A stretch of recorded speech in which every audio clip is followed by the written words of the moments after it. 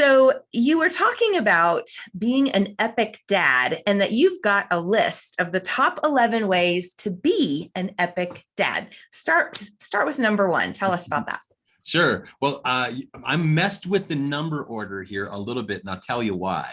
I'm counting down 5 to 1 and then 6 to 10. Okay. Because, well, first of all, I'm a musician, so I think in the order of top 10, the number one, this is Casey Kasem, the number 10 hit, the number 9, but when my dad, I did my dad's memorial several years ago, like 9 years ago, I came up with a top 5 list of what made him an epic dad for me. Nice. And so I always want to be as good of a dad as my dad was to me. And then I came up 6 to 10 were my own personal values that I have as a dad that I'm tagging on to my dad's list. Does that make sense? Awesome. Absolutely. Counting down from 5 to 1 and then counting up from 6 to 10. So number 5 is work hard. And I'm from Detroit, Michigan originally, and Kim was from Wisconsin, and I call it farm and factory culture. Farm and factory culture. There's something about Midwestern culture that values a good day's work, a hard day's work, that you show up on time. If you're going to be late, you call. You don't take a ton of breaks. You don't waste a lot of time on the job. You get your work done. You set some goals and you meet your benchmarks. You set deadlines, you make your deadlines.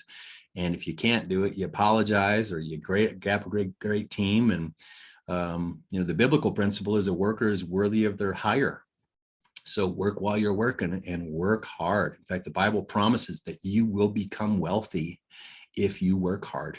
It's a given, it's a natural that prosperity comes from hard work. So that's a big value. My dad was a farm kid. And then he pretty early on when we were teenage boys, in summertime, we wouldn't get like a week off before we started a summer job. He shook us awake on the first day of summer vacation going, get out there and make some money. What? Like, yeah, you got a painting business, right? You got some equipment? Yeah, I set up a job. And he'd always set up jobs for us to bid from church members. And he'd go, yeah, I told Mrs. Erickson, you're going to go give a bid on the job and you're going to be painting her house this summer. Oh, okay. So 6 a.m., son, we'll see. We'll go wake up and you got to go paint Mrs. Erickson's house, So I had a good paying job from the time I was 13, 14 years old after my paper route, in the summertime. We had Hanson Brothers painting service. And so made good money actually for a teenager back then because house painters make pretty good money. Yeah. And, but it was hard work, and it was 6 to 8, 10. If we were short on a job, it could be a 12-hour day, And so we learned whether we were going to get paid on the job or paid by the hour. And we learned the business principles of making sure that you do a good estimate. Otherwise, you're working for free or you're working for cheap. So we learned a lot about business principles that way. Advertising in the local yellow pages, Hanson Brothers painting service, all just the basic marketing things of running a business. Learn that as teenagers, And great. So work hard. Okay. All right. What's your number 4 in your 5 to 1? Yeah, number 4 is play hard. Nice. Play hard. So my dad was a great proponent of that, hey, you work while you're working and you play while you're playing.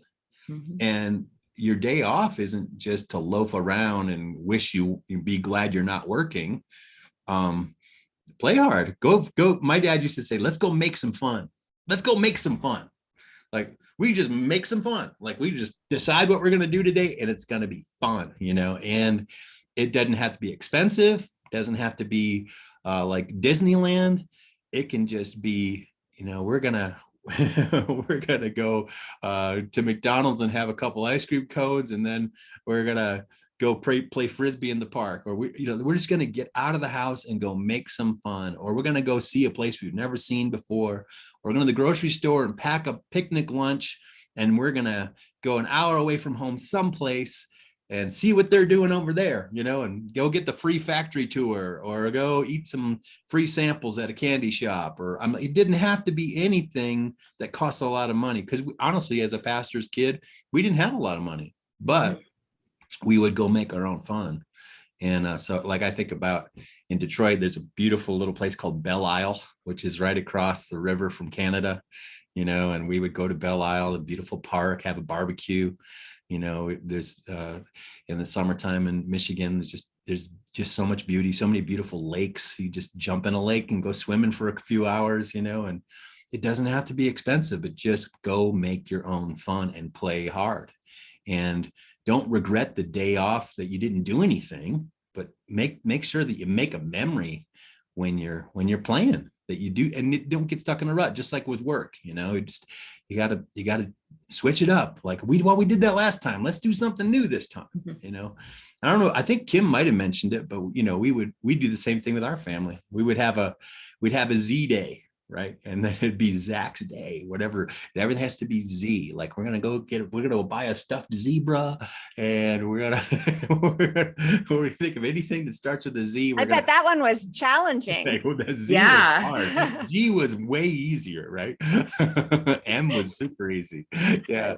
But, like with Max, we'd go to McDonald's, and then we would all brainstorm together. Like it's M day, it's Max's day, so each of us would have a letter day, and we would try to do something that starts with that letter all day long on our day off. Oh, how fun. So and what fun. Yeah. And what a great way to just bond with your kids and your family. And right. I think we went to Morrison with Max. Nice. Like, hey, let's go to Red Rocks. It's in Morrison. Max, right? Yeah. So That's a great, I love that for this summer. I want to do that with my 3 youngest. Man, Jay, that's going to be hard. I'm going to have to really brainstorm for Jay Daria. Get some juice. You buy some juice. You do some jumping jacks at the beginning of the day, get the blood flowing. Stay in your jammies. Play some jammy day. Play some jacks. Play jacks, We've never played jacks before, probably. Go jogging. Go jogging. That's fun. That's Jamba Juice. Such a fun idea. Jamba Juice. That's excellent. Yeah. Right. All right. So let's move on to number 3. Number 3. My dad was so good at this. And I was not so good at this, but I learned it from him, and I'm really trying to embody it now, is be comfortable in your own skin. Be comfortable in your own skin. Be okay being the person God made you to be. I think a lot of times you look in the mirror and we go, man, I'm 10 pounds overweight, or this beard makes me look so old. I need to shave it off and look 5 years younger. Like maybe I need to go tanning. No. God loves me just the way I am. And if God loves me, why can't I love me? Why can't I accept myself with all my failures and flaws, my good qualities and my bad qualities? That if he loves me and accepts me, then I have to love and accept myself. And so he learned how to be comfortable in his own skin. Although he did have some vanity, he was bald, so he had a toupee. So he would keep the toupee by the front door in the parsonage, wherever he was pastoring at the church. And if a church member came, he would quick put it on top of his head and go, "Oh, hello, how you doing there?" But when all the church members are gone, the toupee would come off. He'd just be the normal bald guy cooking in the kitchen or working on the cars out back or doing whatever he did. But he felt like to be pastoral and professional looking, he needed to wear his toupee, Wow. So we all have something, right? We all have some insecurity. And yet his authentic love for God and his love for people, and the fact that he never took himself too seriously, that he was just a human being. It was God that made up the difference. We're never going to be perfect, but God is perfect. And so it's him inside of us that helps us to be the people he wants us to be. So he embodied that, be comfortable in your own skin most of the time, I would say. Nobody does that perfectly, but he really embodied that. And I try to be that way too. Like, that's beautiful. Try not to obsess over myself or my failures and flaws, but just love the person God made me to be. Right, and that's a great way to model that healthy thinking for your children as well. For sure. Yeah, for sure. Yeah. And then if I can love and accept myself, I can also love others and accept others with their Exactly. failures and flaws. Go, you know what? Yeah. I'm not them. If I had the same history, I had the same issues. Maybe if I was neglected or abused, or I had some kind of life controlling problem, whether it's drug addiction or alcoholism or lying or any other number of things, I might make the same choices. And so you got to give people the benefit of the doubt, give them a break. And then Yeah. that's why, to me, the gospel is so important, because then God's love makes up the difference for where we fall short. Great. Yeah. Number 2, and Kim will love this one later if she watches the podcast. She probably will, because she wants to know what I'll say. Yeah. Is love your wife your whole life. Love your wife your whole life. My dad really embodied that with my mom.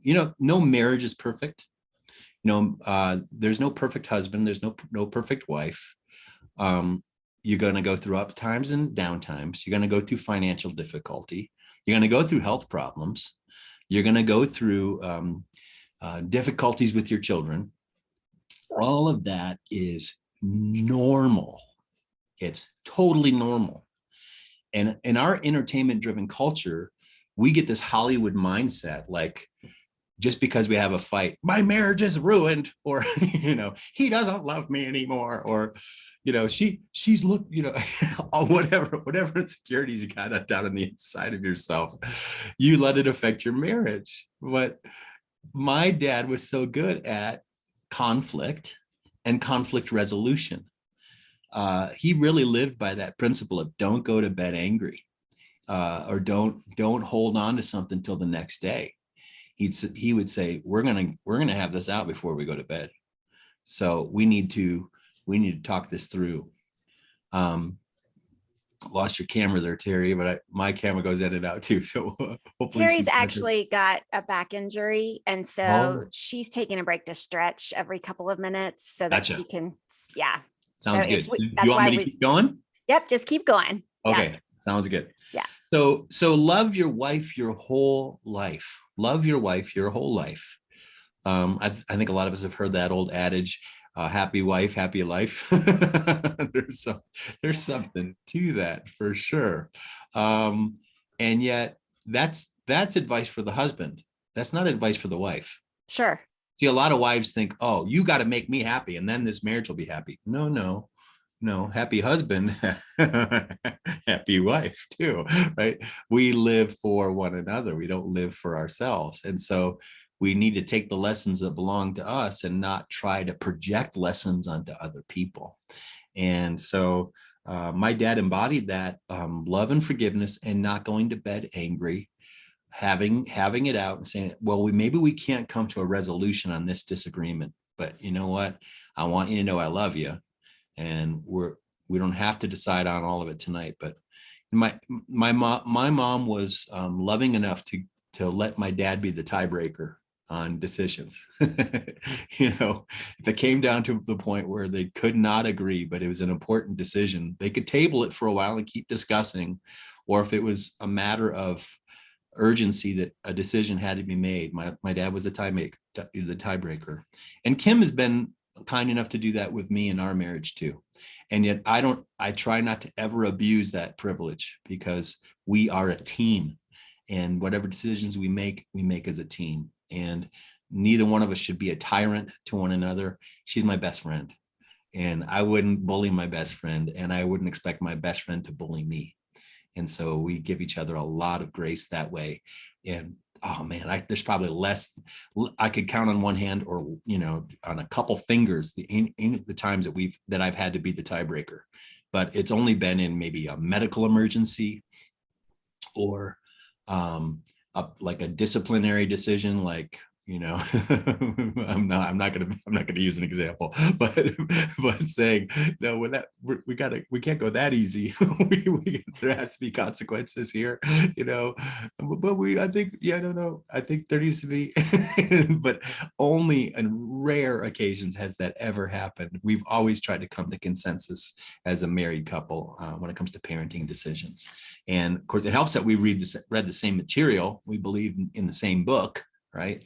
I think what helped us early on is we started with our kids with a series called Growing Kids God's Way. Mm-hmm. And yeah, some of you listeners may be Yeah, it's familiar the with it. Christian version of Baby Wise. Yep. Yeah. Yep, exactly. Yep. Yep. And that program has that same value that we talked about at the beginning, that the marriage is the husband and wife are the nucleus of the family, and the children are an addition to it. And getting that mindset right helps with decisions later on down the road. And it also preserves your marriage. And then we've always tried to have a date night as well. And but so much of that is advised in the program. And we just kind of stuck to that. And it really helped us keep peace in the relationship. We really, really value peace in our home, that we want our house to be a refuge when we come home at night, it's like, this is a safe place where we can decompress, we can rest, we can cook and enjoy each other's company. We can have company over, but that's not an obsession. It's not something we need to do, to feel affirmed or whatever. We do it if we want to do it. And if we don't want to do it, we don't do it, So just healthy boundaries that way. And then the number one thing from my dad was always keep Jesus first place. Now, my Swedish grandmother instilled that into him. She had 13 children in Wisconsin. So yeah, that's more than Teri. Nice. How many do you have, Teri? 9. 9? All right, that's good. And you're not Mormon or Catholic, huh? That's what I often say to people. I'm not Mormon. I'm not Catholic. I'm just crazy. No, that's it. A friend of mine said this. It's not that we really love kids. I just really love my wife. I just really love my husband. And we know what causes it. We're just unwilling to give that up. Yeah, no, but my grandparents were Scandinavian immigrants. My grandpa Hanson was Norwegian. He was a streetcar operator in St. Paul. And my grandmother was working in a textile factory, and he would see Esther every day on the trolley, and they struck up a conversation, and that's how they fell in love. And so they had 13 children. One of them died at about a year old, but the rest of the 12 grew up to full adulthood. Many of them were either pastors or missionaries or married ministry people. They had a very deep faith, conscientious faith. And my grandmother was a Swedish Baptist. She came from Sweden during a time when the government was persecuting non-Lutherans. You had to have a licensed church in Sweden, or they would try to shut you down and tell you couldn't have church. They were trying to drive people out who weren't Lutheran. Wow. And so a lot of Scandinavians that were Baptist or evangelicals left Scandinavia during that time of persecution. Mm-hmm. So she got baptized in a cold river in Sweden, and then within a week or so, she was on a boat to America. And so it was religious persecution that brought her here. And my grandfather was more kind of a stodgy, staid Lutheran, very quiet about his faith. And yet my grandmother would pray every day. She would pray for all of her children out loud. She would begin to pray for all of her grandchildren out loud. She prayed for her neighbors by name. She prayed for every missionary the church had. She prayed for everyone that she knew, like by name. She had a little list, and she would just go through. She probably prayed for an hour and a half, 2 hours every single day. That's beautiful. And yeah, so she would say to my dad's his name was Clarence, but that's not a very cool name in America, right? His nickname was Bud. And she would say, "Oh, buddy, always remember, always keep Jesus first place. Always keep Jesus first place." And so he would always say that to me. And I love to say it to my church and to the people that I know believe in the Lord. It's good that you know that you're going to heaven. It's good that you believe in Jesus, but even more, always keep him first place. If you put God at the top of your list, you'll never come second. Yeah. So that's my dad's number 5, or number 1 of 5. Yeah. Should I just keep cruising? Yeah. So 6 to 10. What are okay. you now? Your additions, 6 to 10. My additions from my generation. I'm a little more Hollywood. I'm a little more entertainment driven, because that's kind of my background is entertainment industry, music, and all that stuff. But number 6 comes from a quote from a Clint Eastwood film. where he says, a man's got to know his limitations. And there's a lot of truth to that. You only have 24 hours in a day. You only have 7 days in a week. You only have so much energy. You only have so much time. And you've got to prioritize your life based on your limitations. And you can't do everything, but you can do a few things really well. And so the tricky thing from my life is I can do a lot of things. I can be proficient at a lot of things, but I can't do a lot of things great. I can only do a few things really, really well. They need my focus and my attention. You guys at LearningRx know that, right? You focus on your weaknesses so they become stronger and hopefully maybe even become your strengths. But a man's got to know his limitations. And so oftentimes we try to bite off more than we can chew. You know, in our Instagram culture, we want it all. We see what someone else has and we go, oh, I want that. We see what someone else does and go, I want to do that. Like, well, wait a second. Does God want me to do that? No, maybe I'm just supposed to keep it simple. Maybe that's for them, but it's not for me. I got to know what I'm supposed to do and just stick to that and keep things simple. I like that. This next one is a tough one. And again, if you're a child-centered parent, you might not like this one. This was especially true for my kids when they were teenagers. And I was a youth pastor for a lot of years. So I understand youth culture and teenage culture, high school, middle school, college age students. But it's a quote that I said pretty early on when my teenagers became to that age. And it was something I would say also to my youth in the youth groups. It started out this way. I'd say, look, I'm not your buddy. I'm your pastor. See, I'm better than a buddy. See, a buddy would just tell you what you wanted to hear and say, oh, you're fine. You don't have to change. Yeah, it's all their fault. But a pastor, that's better than a buddy, because a pastor is going to say, you know what, I love you, but I got to tell you, you might be wrong about this one thing. You know, God loves you so much. He doesn't want you to keep doing this. This part of what you're doing is wrong and you need to stop, because things, it's only going to get worse if you don't, And so I took that same thing from being a youth pastor, because good youth pastors are not the buddies of kids. They take on the shepherding role and start actually telling the students what they need to hear, not just what they want to hear. Yeah. And for a dad and a parent, or, it's the same thing. I'm not your buddy. I'm your dad. And a dad is way better than a buddy, because you know what? I'm going to stick with you even when you hate my guts, even when you wish I would leave. Right. Dads don't leave. I'm going to be your dad for the rest of your life, whether you like it or not. I know sometimes you're not going to like it, but you know what? Blood is thicker than water, and I'm with you thick and thin. Like, if you become an axe murderer and end up in prison, I'll call the cops, but I'm going to come visit you.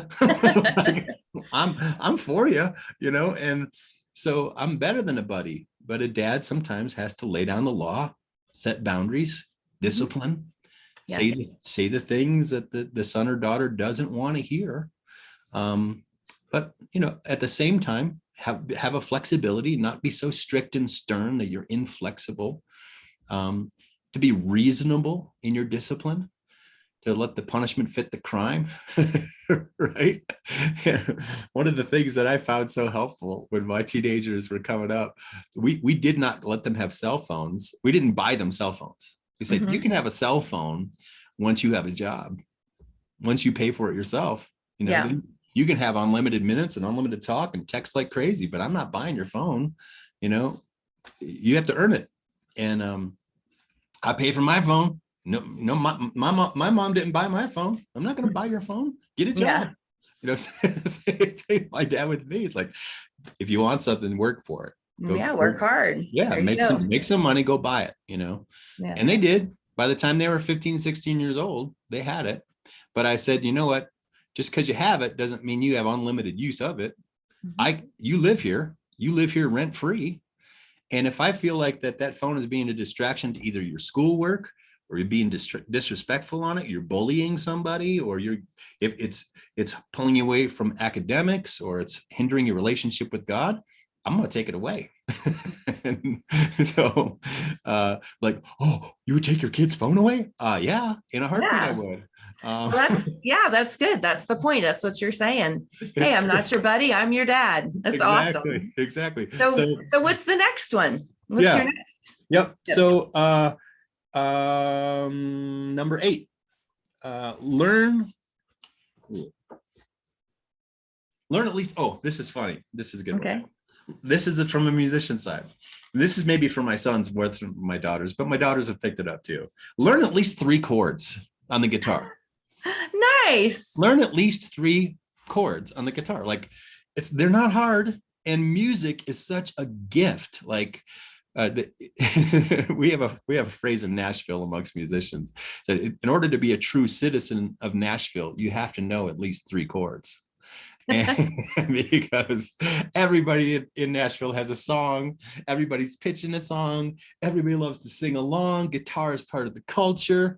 Mm-hmm. And then for my sons, hey, chicks dig guitar players, man. Like you want to be a chick magnet, you either got to learn to play guitar or have a puppy, right? This got to have something that starts the conversation. And if you can write a song for a girl, oh my goodness, it's over, man. It is over. You're like even halfway cute and you can play guitar. You got it. You got it. Yeah. You know, so that is so fun. Yeah. Learn 3 chords. I love it. And I love guitar is such a part of my life. In fact, my wall is covered with them. And, having been a touring musician and a player, I just think music should be such an integral part of your life. So many people use music as a motivator. It's free in most cases, and it adds so much richness to your life. And music helps you express the emotions that you're feeling at the time. If you're angry, there's nothing like a good Metallica song turned up to 11 that just just get it out. You know what I mean? I got a drum set for the same reason. You just go. It's like, just get it out, and there's nothing like, a love song to enhance a date night, or there's nothing like a good blues song that just reflects your feelings of sadness or remorse or feeling like, oh man, I messed up there. Or there's nothing like a worship song to express gratitude to God, to go, God, you're so good. I'm so thankful. Help me to be the person you want me to be. Like, music helps us express so many different kinds of emotions. I was listening to a podcast late last night, and a lot of people don't know this, but Pythagoras, the old ancient Greek philosopher, who is also the father of modern mathematics, they came up. He and his school of thought in Greece came up with modern music theory. Huh. I did not know that. Yeah, the music theory is based on mathematical principles. Mm-hmm. It's the 8 steps with the half tones. There's really only 13 tones in music, and certain tones and intervals are pleasing to the human ear. Mm-hmm. When you hear the dominant chord, it leads you to want to hear the tonic chord. Interesting. Yeah. So there's a sort of satisfying sound when the song ends the way you expect it to end. Mm-hmm. And if it's left unresolved, it makes you want to go, can we get there? Yeah, right. Yeah. And so I love that music does that. And mm-hmm. There's a part of me, and Kim is the same way, and I'm sure you ladies are the same. We're intellectuals, right? We think deeply. We are trying to figure out problems that are very complicated. And sometimes we come to the place where all of our brainstorming, all of our figuring, all of our thoughts, well, they just can't come to a resolution because there's no good answer. Mm-hmm. And then we become overwhelmed. Yeah. That's where you need the soulish expression that I find in music, that either listening to music, playing music, singing a song, listening to someone else do music that helps me in my emotional state to come into a place of equilibrium, to go, well, I can't unwind that clock today. I can't undo all these knots today. But you know what? With God's help, I'm going to figure something out. And, So good. and, learning 3 chords. Sometimes you wouldn't believe the brainstorming that happens when I'm just strumming through. Okay. Kim does the same thing with pottery. When she's forming a pot and she's just going pot after pot after pot, slapping clay down, and she gets into that flow state with her brain. So she's not even thinking about the pot she's throwing. She's thinking about you guys. She's thinking about LearningRx. She's thinking about franchisees, or she's thinking about students, or she's thinking about new training procedures. Or she's thinking, so she gets into a place of a flow state. Painters get there, singers get there, musicians get there, golfers get there. You get into you take your brain to another place because you found that state where you don't have to think about anything else. So good. All right. Yeah. What's We're getting next? close to the end here. And I don't know if I'm going fast or slow or what I need to do. But number 9, this is good dad advice. I can't believe my dad never taught me this, but I learned this from a theater tech. Righty tighty, lefty loosey. That's so good. When you're trying to hang that picture, how do you turn the screwdriver? That's right. Yep. It's righty tighty, lefty loosey. That's good. For almost everything. Like there's only rare instances where it's not, but so many people are not mechanically minded. And they don't know the principle of righty tighty, lefty loosey. They're running the screw gun the wrong direction. Like, hey, dummy, flip the switch. It goes the other way. And they strip out screws. They strip out bolts. So like they could cause major damage on mechanical stuff because they're running it the wrong way. All right. I actually saw a meme yesterday about it saying, I don't know what to do with righty tighty, lefty loosey when I'm upside down underneath my car engine. That's great. That's true. How do I orient myself? Exactly. Like, is the engine this way? So do you have to do it backwards if you're upside down underneath it? It was a funny meme. So that is or if you're working on a Range Rover, like anything made in the UK, it is notoriously known for creating screws that go in backwards. Oh no! So I've learned that lesson the hard way. Working on my daughter's car, all the UK stuff. Check the schematics on an engine.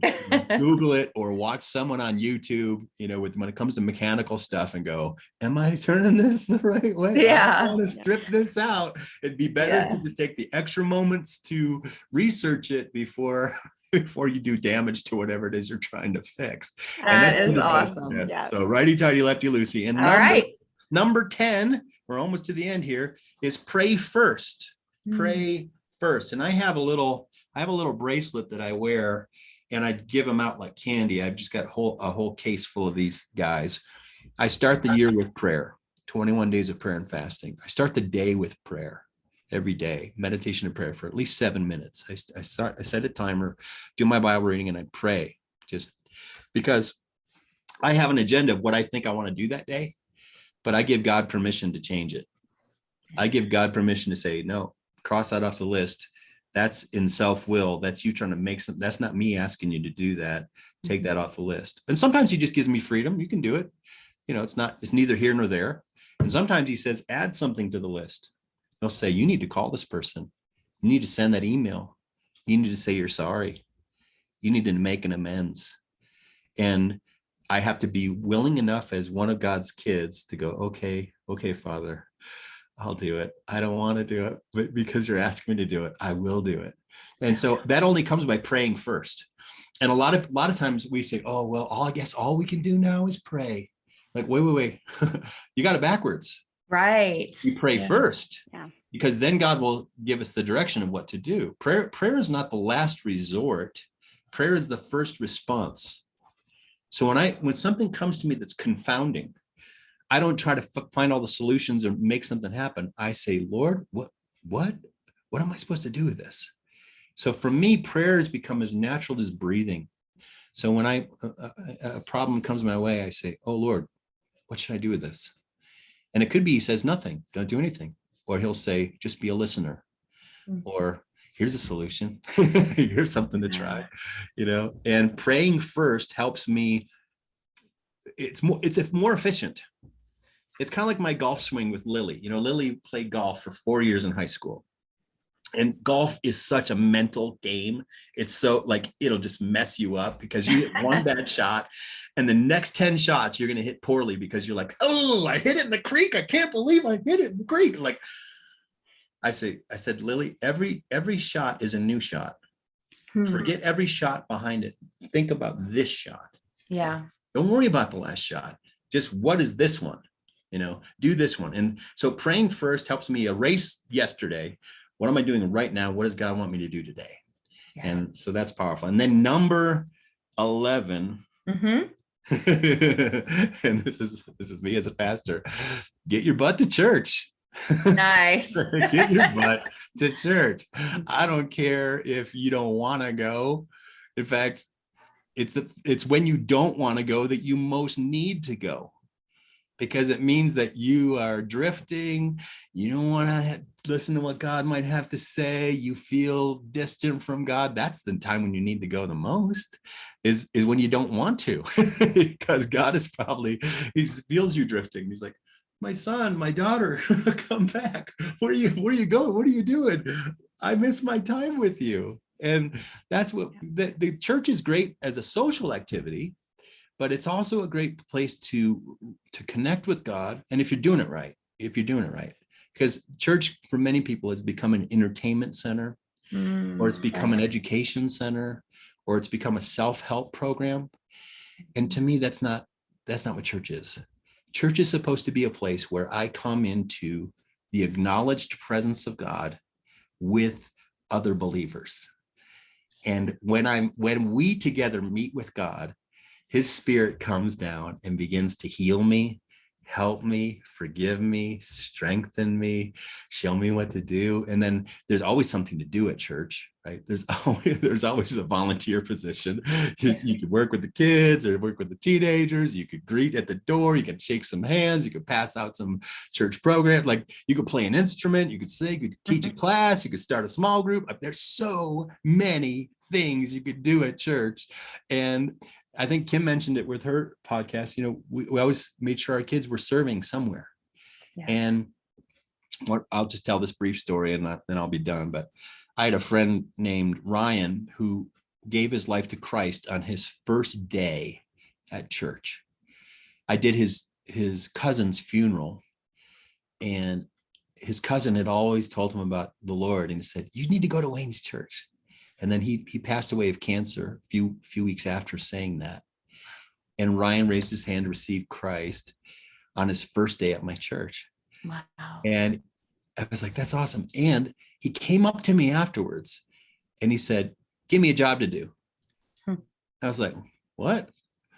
Like, yeah, give me a job to do. And I said, well, you just raised your hand. You just became a Christian. You just got saved. You want a job to do? He goes, yeah, I need a job to do, because if I don't have a reason to come back, I won't be here. Wow. I want to know that you're counting on me for something. I was like, you get it. You understand. Yeah, that people are counting on you, that your membership makes a difference. You make an impact on people, whether you're there or not. When you're not there, you're missed. And when you are there, you're making a difference, even if it's something as simple as making the coffee or shaking your hand or smiling or greeting someone during the greeting time. Your presence in the church makes a difference. And so get your butt to church. That's great. Don't skip out on it. Don't just do church online. Come on, that's so lame. That is so lame. You need to see real people in flesh and blood. A pandemic is over, everybody. Let me just declare it. It's over. Okay. Get your butt to church. Get your butt. That's great. Excellent. I love it. Yeah. All right. So before we wrap up, we're going to just throw some questions at you, rapid fire. Sure. And give us the fast answers. Awesome. All right. So what does being a dad mean to you? 30 seconds. It means representing the Heavenly Father to the best of my ability. That same way that God fathers me, I want to father them. And if I'm a poor reflection as a dad to them, I'm a poor reflection of God to them. I know Wow. that's deep, but that's I love that's that. what it is to me. Yeah, that's really great. Yeah. All right. All right. How would your kids describe you? Crazy, fun, loud, obnoxious, probably a good cook. They like Good. what I make. Yeah. All right. How do you express your love to your children? Oh, I don't know if you're familiar with Gary Chapman's 5 love languages, Uh-huh. but I try to figure out how they best receive love, because I know that they don't all speak the same language. Right. So I try to customize my affection based on how they most want and need to receive my love. So I try not to give unsolicited advice. That's one of my big things now that they're adults, is I only give advice if it's asked for. I don't give free advice. I get paid for that, Yeah. and I don't make my kids pay me, but if they ask for it, I'll give it, but I don't give unsolicited advice because it's not, free advice is worth what you paid for it. Yeah. Right. Yeah. So if you really want to know what I think, I'll tell you, but I'm not going to tell you without you asking. Okay. All right. As a dad, what makes you smile?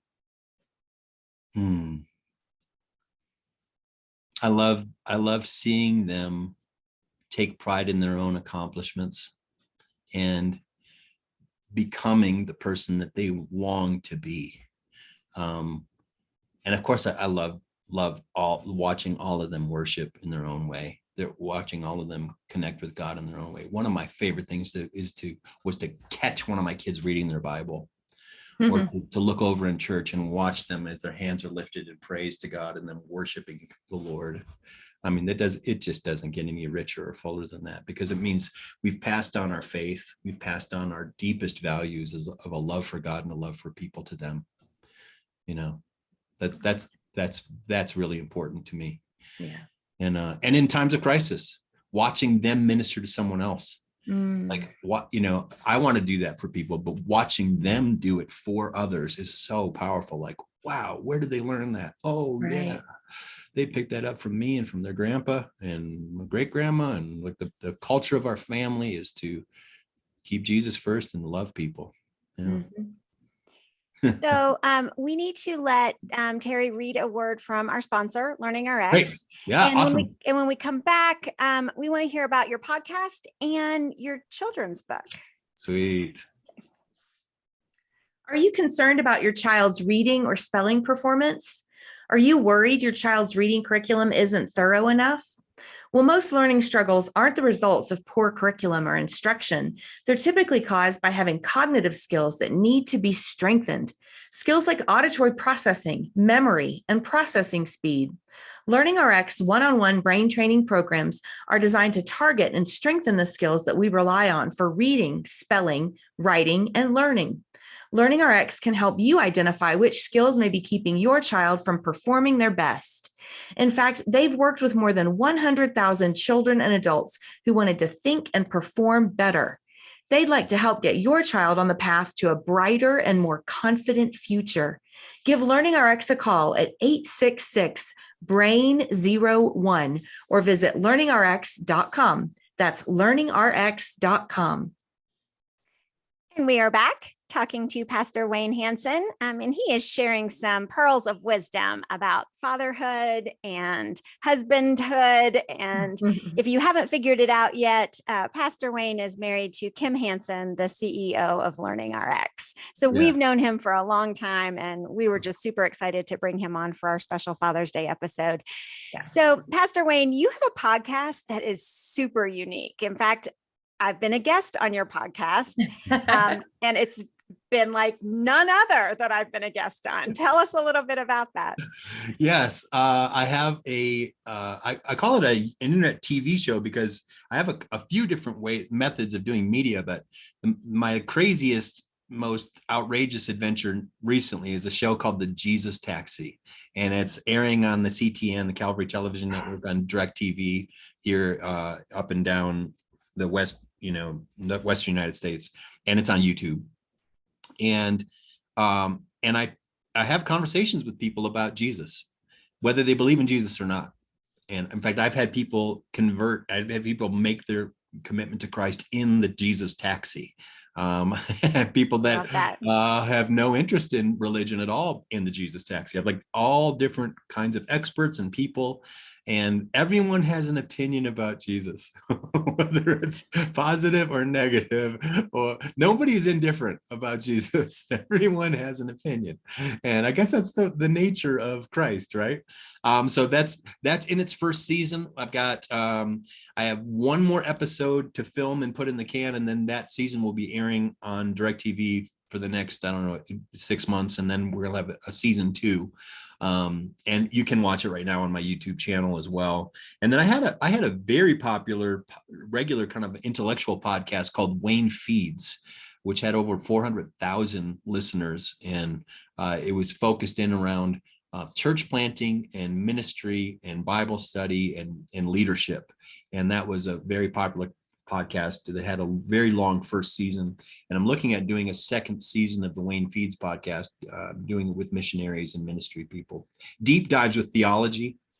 I just had a very long conversation with a guy who wrote a book called Fearing God, named Nathan Carlson. And man, he knew all the scriptures on the fear of the Lord in the Bible. And so, you can have long conversations about God because he's eternal, right? It's the everlasting gospel of God.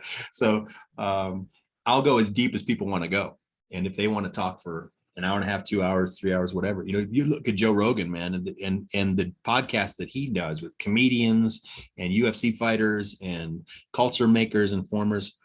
The long form podcast, as you guys are even exampling, people don't mind listening for a very long time if the content is rich and if they're going to get something out of it. So the Jesus Taxi is kind of an entertainment based 24-minute long TV show with ad breaks. And then my podcast can go for 2 hours, So it's just based on the form of the media that the person wants to take in. Sure. And so that's that. And then, yeah, you mentioned well, wait a minute. First, I just want to say, because I don't think you mentioned this, the really unique thing about the Jesus Taxi is that you actually pick up your guests right in the Jesus Taxi, and you yes. drive around the Front Range of Colorado. That's right. Interviewing your guests in the Jesus Taxi. So I have a little controller box with GoPro cameras throughout the whole cab, right? Yeah. So we got GoPro cameras, multi-camera setup, and a little controller box for the switchers for the brakes, so it's all wired up for a podcast inside of a car. And what a blast. I know. And I was super impressed because I think about us as podcast hosts, and, we have to really pay attention to what our guests are saying so that we can, ask follow-up questions. And I kept thinking the whole time that I'm riding around with you is how is he paying attention to the traffic and the road and what I'm saying? I was so impressed that you were able to, Well, you did notice that I pulled over for the ad breaks. You did. So you could do those. Yes. And I did think you were going to miss a red light once. I pointed it out and then saw you braking. So. Yes. Well, driving is kind of automatic to me. I am a driver. Like I said, from Detroit, Michigan. I used to go to the Michigan 500. I used to live near Irish Hills, Michigan. So I got to actually drive the track at Michigan 500. Nice. I'm a big racing fan. I love motorsports of all kinds. We just had a big rally at church this last week called the Blessing of the Bikes, where everyone rolls up in their Harley Davidsons and their Triumphs and their Kawasaki's, and we pray safety over the riders, and then we share Christ with them, and we have outdoor kind of punk rock, heavy metal worship on that day. It's just a wild rocking time for Jesus, and people that would never normally darken the door of a church roll up in their leather and their chrome, and they're like, I'm here to get my bike prayed for. It's just, I love that. That's hilarious. Yeah. And it's a great way just to start gospel conversations with people who maybe have been burned by the church or have felt judged by Christians. You go, oh, this church wants me. They want me here. Like, yeah, we want you. Yeah. God loves you. He wants you. And so being a motorsports fan and a driver and just a lift guy and all that stuff, just it helps because I am in touch with average, normal, everyday people. In fact, maybe even not like the not normal, like the sort of the fringe people. Like I'm really good at ministering to, talking to, and having relationships with, you know, the fringe kind of people. Maybe, and that makes me more like Jesus, maybe, because, you know, Sure. he had those That's where he fringy was. people. Yeah, Prostitutes and tax collectors. that's and right. the gross people, you know, whatever. Yeah. And I love that you have that recognition that so many people have been hurt by the church, right? Mhm. That you want to minister to those wounds. Yeah, Yeah. I almost aim for those people, even though it's not maybe not the smartest church growth strategy. Hey, it's Jesus. It's the spreading Jesus. Jesus Yeah, exactly. strategy. Yeah, Right. that's beautiful. Yeah, and I believe God could take care of his church, you know. Yeah. So that's awesome. Yeah, so then I wrote you're asking about the children's books. Yes. Uh, Tilly the tilapia. that's right. Now it's an international, it's a bestseller of sorts in lots of Aw. European countries and here in the States and Canada and in Australia. It's print on demand, and it's on, you can find it on anywhere books are sold. So you can find it in Amazon and print on demand. And Tilly the tilapia was it came out of a crazy idea I had of anthropomorphizing a fish where, you know, Jesus is always, he's with fishermen, right? Mhm. And the story of the miracle catch and then the feeding of the 5,000. And like, what would happen if the same fish that they caught in the nets were one of the fish that Jesus broke and multiplied to the 5,000? Like, that'd be cool. And like, what if that fish could talk? Yeah. What if we told both of those stories from the fish's perspective? And so, you know, I call it Tilly the tilapia, a life after death fish tale. It's so great. And actually, that wasn't the original title of the book, was it? Yeah, it went through a few evolutions. Yeah, it was like the something dead fish. Yeah, the happy. So yeah, my website is called The Happy Dead Fish. The Happy Dead Oh Fish. my gosh, Yes. the Happy Dead Fish. That's kind of a punk rock name, right? The Happy Dead Fish. What's Yeah, the story of the that's Happy so Dead great. Fish? Well, Yeah. I wanted to couch the title in such a way that it wouldn't be off-putting to moms of toddlers or children, because Right. I think it's so important. And then a lot of people have bought the book now, they tell me, because a child has lost a family member or loved one, Mhm. and they want to know that there is life after death Mhm. and that death is not the end. Oh, And so that the story actually continues after death. Yeah. And so it's become a tool for the grieving process for children. Right. And That's so good. so, yeah, it tells the story of the feeding 5,000 and the miracle catch from the fish's perspective. And the big key line in the book is that before I didn't feel like I was a miracle, but now I guess I do. You know, that God can take something bad and turn it into something good. Yeah. And then I've written a couple follow-ups. I'm probably have 5 in the series. Then I wrote one called Tilly Breaks Through, which is kind of a recovery book, where Tilly goes on this adventure with her brother Tommy, and they get stuck in a net. And Shelly the shrimp says, "Oh, it's easy to get through. There's a hole over here."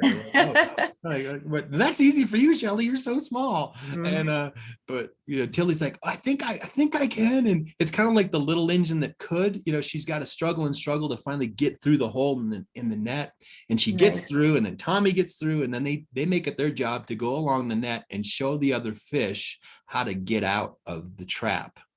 And it's a great story of recovery, that once we have recovered, it's our job to go back and try to help others get free.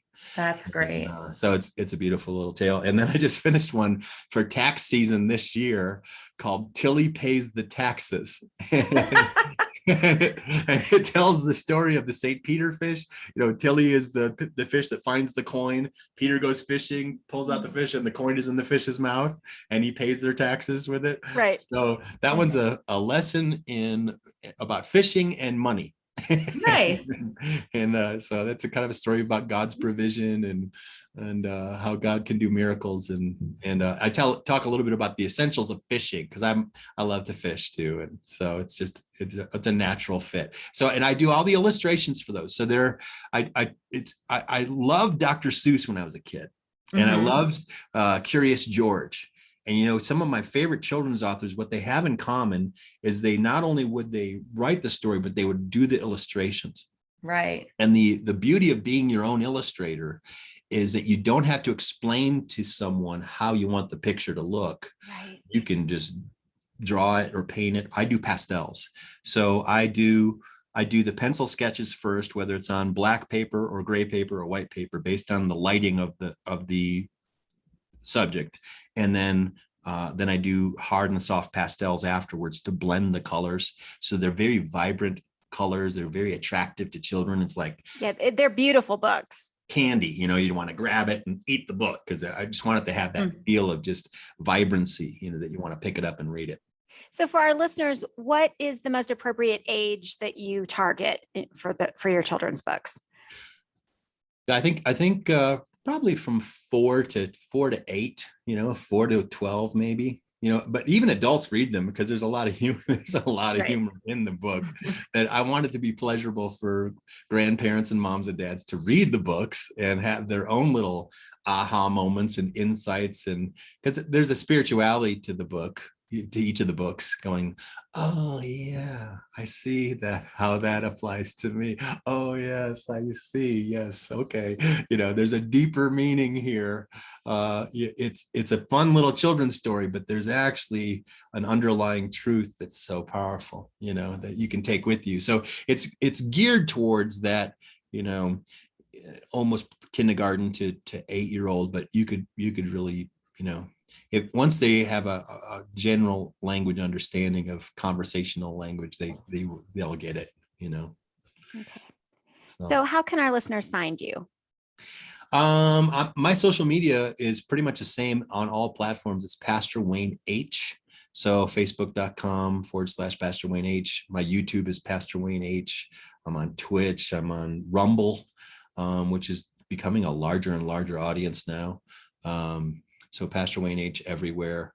And then the church, if you're in the South Denver metro area, you want to come visit the ministry, it's mysummitchurch.com. And we're also known as Summit Church of Douglas County. We're kind of in rural Sedalia. It's actually on a big motorcycle road on Highway 105 in the kind of the back country in the foothills of the Rockies. It's gorgeous. When we look out the church window, we have a beautiful view of Devil's Head Bluff right out the front window. And so people go out there oftentimes just to reflect and to pray. It's an A-frame wooden chapel in the pines.